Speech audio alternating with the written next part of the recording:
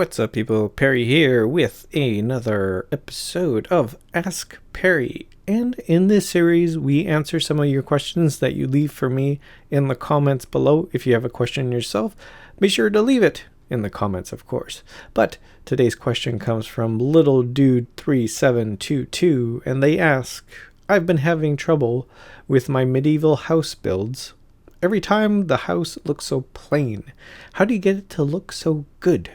Well, little dude, I've gone ahead and looked at some medieval builds and I came up with one of my own. I'm just kidding. This house is looking pretty plain itself. I know that you don't build in this sort of fashion. I know you're much better of a builder than this, but I purposely made it plain just to sort of highlight some of the things that we're going to be talking about today. But let's go ahead and take a look at what I did come up with. And this was just from looking at Google image.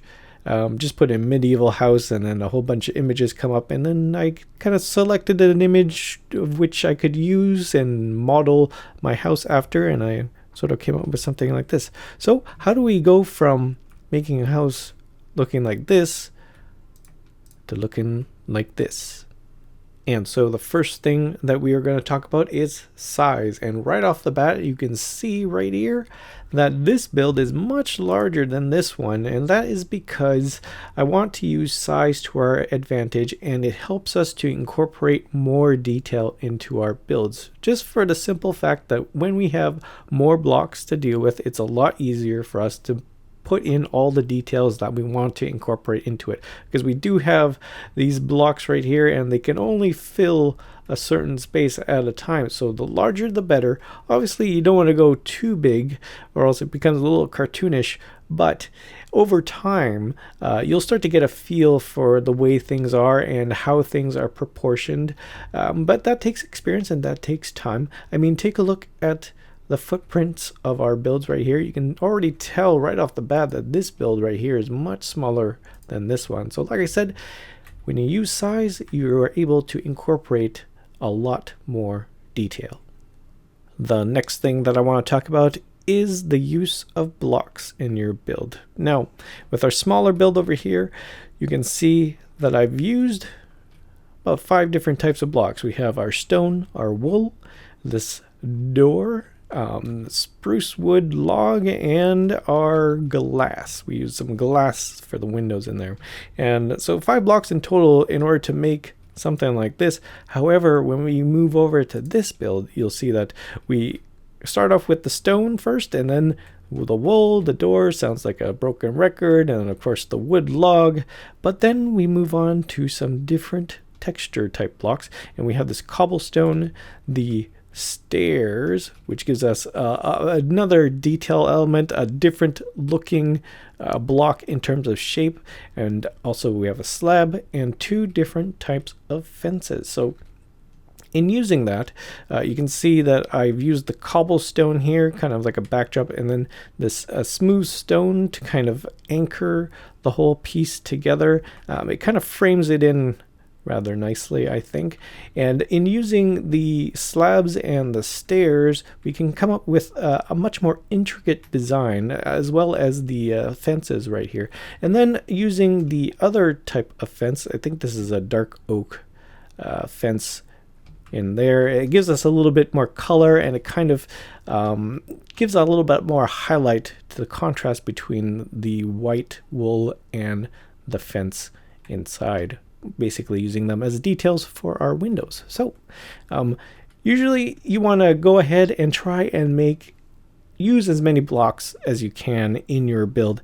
That's really key, but you don't want to go overboard. You don't want to go too far off the path when it comes to coloring. You want to try and keep them all together. In here, I've tried to stay within the whites and the grays and the browns, and that's a good color combination, especially when you're dealing with medieval house builds right here. But in terms of using your blocks, try to use as much as possible. And the last thing that I want to talk about is building on a multi-layer platform. Now, what do I mean by that?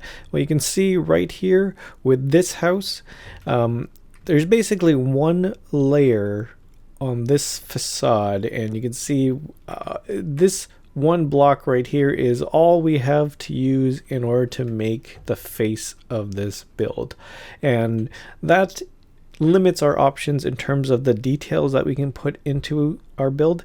But you can see with this one, our face actually starts inside here, so we have one layer of blocks right here as a sort of a backdrop to the face, and then we have another layer, which is this outer layer right here, and that allows us to add in that much more detail. So you can see right here as an example, we have our inner layer of our build, and that's basically just a white wall, kind of like a canvas in which we can paint on.